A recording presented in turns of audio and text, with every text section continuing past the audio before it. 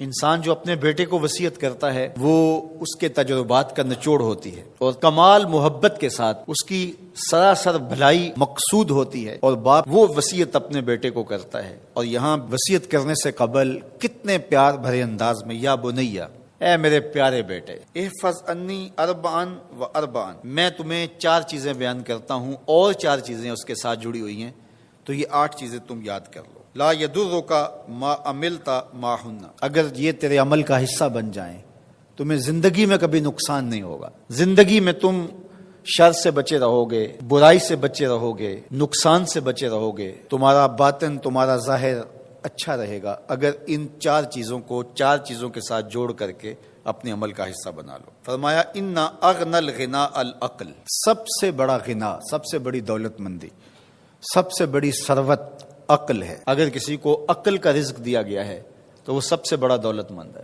اگر اس کے پاس مال و متاع بہت سارے ہیں لیکن بے وقوف ہے تو وہ دولت مندی نہیں ہے۔ وَأَكْبَرُ الْفَقْرِ الْحُمْقُ، اور سب سے بڑا فقر اور سب سے بڑی محتاجی جہالت ہے۔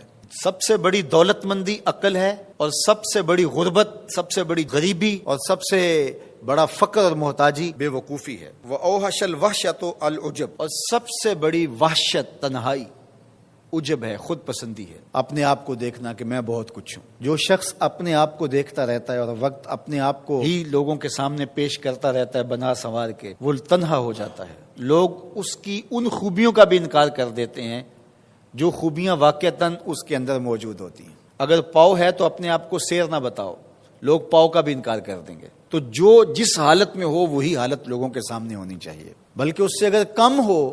شیخ سعدی نے ایک بڑی خوبصورت بات لکھی کہ تم برے ہو لوگ تجھے نیک سمجھیں یہ بری بات ہے، لیکن تم نیک ہو اور لوگ تجھے برا سمجھیں تو کوئی فرق نہیں پڑتا، تم اللہ کی نظر میں نیک ہو۔ اس لیے تم اگر سیر ہو اور لوگ تمہیں پاؤ سمجھے تو کوئی فرق نہیں پڑتا، لیکن اگر تم اپنے آپ کو پیش کر رہے ہو تو لوگ تمہاری اس حیثیت کا بھی انکار کر دیں گے جو تمہیں حاصل ہے۔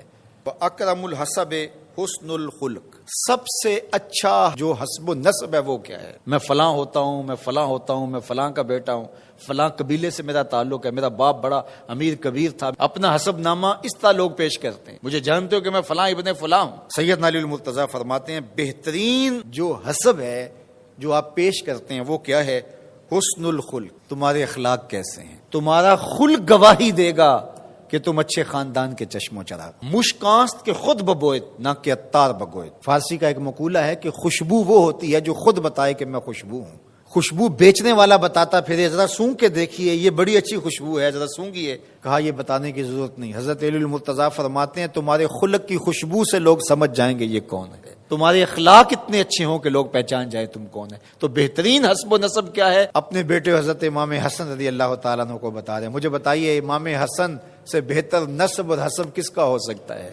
رسول اللہ کی بیٹی کے بیٹے، امام الاولیاء کے فرزند ہیں، رسول اللہ کے نواسے ہیں، بنو ہاشم کے چشم و چراغ ہیں۔ تو انہیں یہ نہیں کہا کہ تم یہ بتاتے پھرنا، بلکہ کہا کہ تمہارا خلق گواہی دے کہ میں محمد کا نواسا ہوں، تمہارے اخلاق گواہی دے کہ میں نے فاطمہ کا دودھ پیا ہے، تمہارا کردار گواہی دے، تمہاری شجاعت گواہی دے کہ تم علی کے فرزند ارجمند ہو۔ اللہ اکبر۔ پھر حضرت علی المرتضیٰ رضی اللہ تعالیٰ عنہ ان چیزوں کو بیان کرنے کے بعد فرماتے ہیں یا بنیا، اے میرے بیٹے، ایاک والمصادقہ الاحمق، بے وقوف شخص کی دوستی سے ہمیشہ بچنا۔ فإنہ یرید ان ینفعک فیضرک، وہ دل سے چاہے کہ تمہیں نفع پہنچائے لیکن اپنی جہالت کی وجہ سے، اپنی بے وقوفی کی وجہ سے تمہیں نفع نہیں پہنچا سکے گا، تمہیں نقصان پہنچا دے گا۔ کہا جاتا ہے کہ بے وقوف دوست سے دانا دشمن اچھا ہے، تو وہ اسی قول کا مفہوم ہے۔